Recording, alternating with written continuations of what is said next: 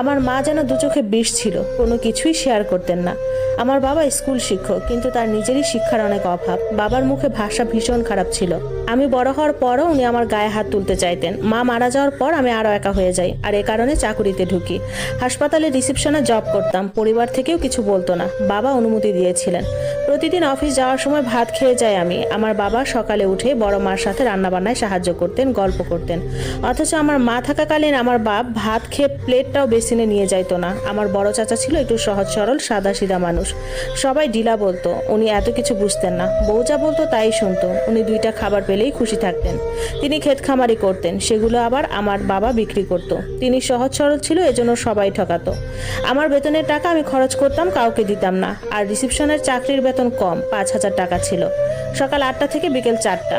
আমার ভালো লাগতো, আমি করতাম। ইন্টারে ফেল করার পর পড়ালেখার করিনি। পড়ালেখার ইচ্ছা আমার কখনো ছিল